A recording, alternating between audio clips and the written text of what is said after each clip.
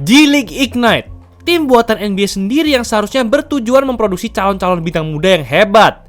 Tapi anehnya, hanya dalam 4 tahun mereka bubar dan hanya tinggal sebuah nama. Gak cuma itu, Ignite juga harus mengakhiri perjalanan mereka secara memalukan. Pada musim 2023-2024 yang sekaligus menjadi musim terakhir mereka, Ignite hanya memenangi 2 dari 34 pertandingan.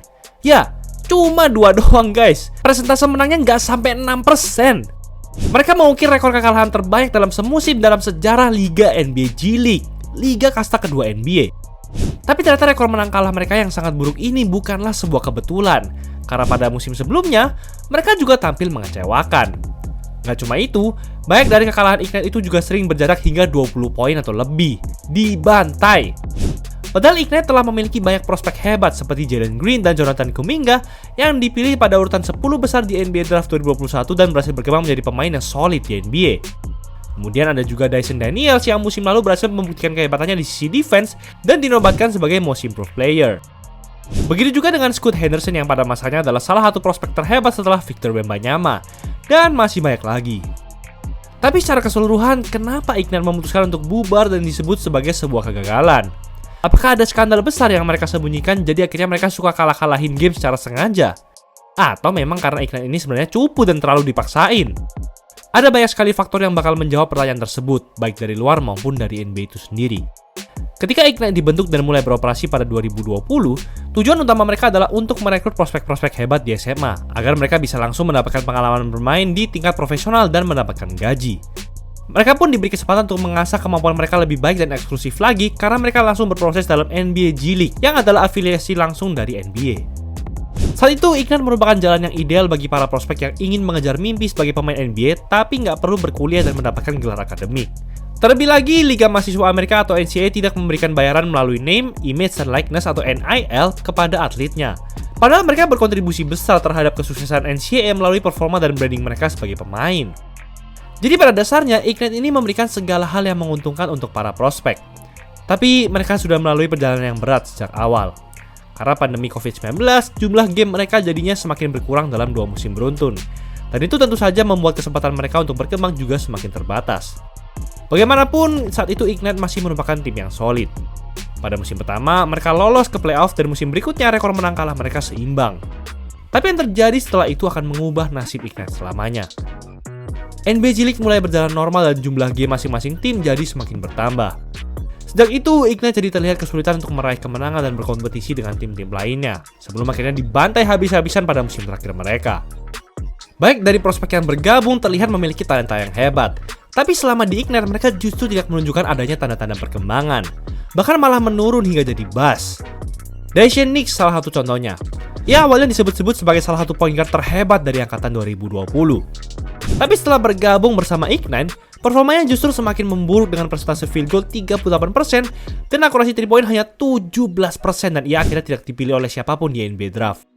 Ada juga Jaden Hardy yang sebetulnya diprediksi akan dipilih pada urutan ke-5 besar yang justru anjlok ke urutan ke-37 di NBA Draft 2022.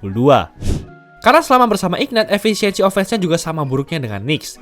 Ditambah dengan rataan 3,5 turnover per game yang membuat kemampuannya semakin meragukan. Memang ada prospek-prospek yang meroket bersama Ignite, tapi kenyataannya lebih banyak yang gagal dibandingkan sukses. Dan mungkin faktor berikutnya ini bisa menjawab berbagai permasalahan tersebut. Susunan mayoritas Ignite mayoritas diisi oleh prospek-prospek yang ingin berkembang dan banyak dari mereka yang juga masih berusia 20 tahun ke bawah. Dan dengan kondisi seperti ini, mustahil bagi mereka untuk membangun skuad yang kompetitif di mana semuanya membutuhkan menit bermain yang banyak, tapi akhirnya nggak semua bisa mendapatkan kesempatan yang sama. Mereka juga kekurangan pemain senior yang bisa menjadi mentor untuk mereka. Selain sulit untuk mencarinya, NBA G-League pada dasarnya adalah tempat bagi para pemain yang berjuang mati-matian untuk mendapatkan kontrak di NBA. Bergabung bersama Ignite tidak akan memberikan apa yang pemain-pemain senior ini inginkan. Pada akhirnya, bukannya terus berkembang jadi semakin menjanjikan, Ignite malah menjadi tempat bagi para bocah yang mau untuk dipermalukan tim-tim NBA G-League lainnya. Mereka jadi seperti tim SMA yang nyusup untuk bermain di liga profesional. Di sisi lain, NCAA memiliki lebih banyak jumlah game dan para pemain justru memiliki lebih banyak kesempatan untuk bersinar dan menarik perhatian para pencari bakat di sana. Tapi ternyata, ada satu kebijakan NCAA yang memiliki pengaruh yang sangat besar dalam hancur dan bubarnya Ignite. Masih ingat nggak tadi kalau NCAA nggak memberikan keuntungan NIL kepada para atlet? Ya, Sekarang mereka sudah memberikan uang NIL kepada mereka dan jumlahnya jauh lebih besar dibandingkan kontrak Ignite untuk prospek-prospek peringkat atas. Dengan itu saja, salah satu inti dari adanya Ignite sudah menghilang. Sekarang para prospek jadi semakin untung kalau mau bermain di tingkat universitas karena mereka sekarang sudah dibayar. Banyak orang juga lebih tertarik untuk melihat panasnya kompetisi di NCAA dibandingkan NBA G League. Dan pasti kalian juga lebih sering mendengar isu dan hype di NCAA dibandingkan NBA G League kan? Tapi masih ada berbagai aspek lagi yang membuat Ignite sudah nggak menarik lagi untuk para pencari bakat. Di NCAA, kampus-kampus jelas memasang target untuk jadi juara nasional. Mereka dituntut untuk membangun mentalitas pemenang dan beradaptasi dengan peran yang diberikan, entah itu kecil ataupun besar. Berbeda dengan Ignite yang fokus utamanya hanyalah untuk pengembangan skill dan kemudian hanya sekedar memamerkan kepada para pencari bakat seolah-olah mereka semua dibentuk untuk jadi calon bintang utama di tim NBA manapun. Padahal nggak semua pemain bisa memegang tanggung jawab itu kan. Ignite sekarang benar-benar sudah seperti tawaran menggiurkan yang pada akhirnya hanyalah sebuah jebakan untuk menghancurkan mimpi para pemain. Ignite sekarang memang sudah bubar. Tapi apa solusi yang bisa diterapkan NBA untuk eksperimen mereka yang gagal ini? Jika NBA masih ingin memberikan jalan bagi para pemain untuk nggak berkuliah dan langsung mencari pengalaman profesional, menurut gue mereka bisa mencontoh apa yang dilakukan oleh National Basketball League atau NBL di Australia dengan NBL Next Stars Program. Pemain seperti LaMelo Ball, R.J. Hampton, Terrence Ferguson, dan Alex Sarr sempat bermain di sana sebelum masuk NBA. Yang membuat langkah NBL dalam mengembangkan prospek muda ini sukses adalah mereka-mereka itu tidak dikumpulkan dalam satu tim. Berbeda dengan Ignite di mana para prospek yang potensial justru digabungkan dalam satu tim yang sama. Tim-tim NBL diperbolehkan membayar pemain-pemain muda yang menjanjikan, tapi mereka tetap nggak dihitung dalam jumlah pemain dalam roster. Jadi kalau pemain itu ternyata bisa bermain hebat dan produktif, tim tersebut jadi semakin diuntungkan. Dan jika yang terjadi sebaliknya, maka mereka juga nggak rugi-rugi amat. Setidaknya kehadiran Ignite sudah mendorong NCAA untuk mulai membayar para atletnya. Dan kalaupun NCAA sampai sekarang tidak memberikan uang NIL, menurut gue Ignite juga akan tetap bubar sih. Karena dari awal mereka sudah menerapkan konsep yang salah. Dan yang mengalami kerugian paling besar di sini adalah para prospek itu sendiri.